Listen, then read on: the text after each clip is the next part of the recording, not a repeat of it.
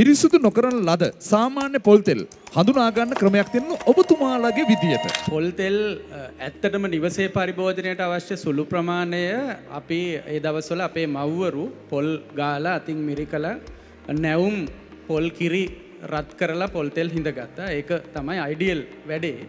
නමුත් අපි දැන් මේ පරිභෝජනයේ ඉහළ යාම අපේ තියෙන කාර්ය වැඩිකම මේ වගේ කාරණා නිසා අපි ව්‍යාපාරික මට්ටමින් පොල් තෙල් මිලදී ගන්න පෙළඹිලා තියෙනවා. තාක්ෂණයේ ඉහළ යාම වැනි කාරණා නිසා. ඒ නිසා අපි දැන් මේ ව්‍යාපාරික මට්ටමින් නිෂ්පාදනය කරන පොල් තෙල් වලින් ඔබ කියූ කාරණේ තෝරා ගැනීම කියන එක ඉතාමත්ම වැදගත් කාරණයක්.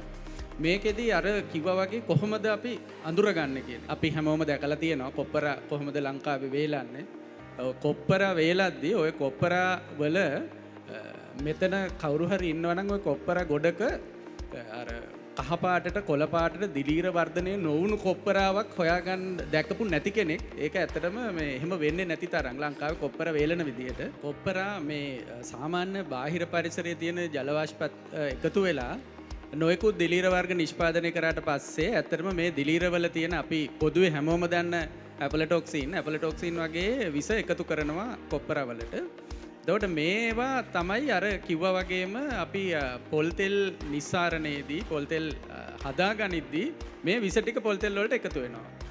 මේක වෙන්නේ අපි අර ව්‍යාපාරික මට්ටමින් පොල් තෙල් නිෂ්පාදනය කරද්දී කොප්පර වේලද්දී කොප්පර ප්‍රවාහනය කරද්දී අපි දන්නවා මේක අපි මේ පොල් තෙල් දේවත්වයෙන් පිරිසුදුකම සලකලා කටයුතු කරා වුණාට පොල් තෙල් වලට එනකන් අවසන් නිෂ්පාදනයට එනකන් එන අමුද්‍රව්‍ය ටිකට අපි එහෙම සලකන්නේ නැහැ. කොප්පර බිම දානවා, උඩ දානවා, වාහනවල පටවනවා.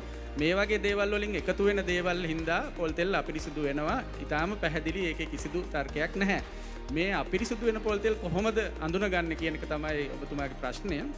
ඇත්තටම අපි වෙළඳපොලේ පරීක්ෂා කරද්දී අපිට නිකන් අපේ ඇස් මට්ටමට පරීක්ෂා කරගන්න බලන ක්‍රමයක් තියෙනවා. පළවෙනි එක තමයි පොල් තෙල් වල වර්ණය.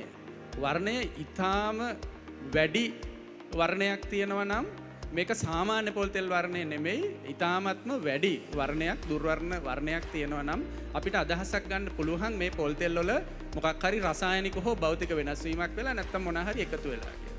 ඊළඟ එක තමයි මේ පොල් තෙල් කල් තියාගන්න ගියාම, ගෙදර තියාගන්න ගියාම මේ පොල් තෙල් ඉක්මනට මුඩු වෙනවනම් නරක් වෙනවනම් අන්න එතනත් එක්කෝ තෙතමනේ ප්‍රශ්නයක් මේ වගේ මොනවා හරි එකතු වෙච්ච ප්‍රශ්නයක් තියෙනවා.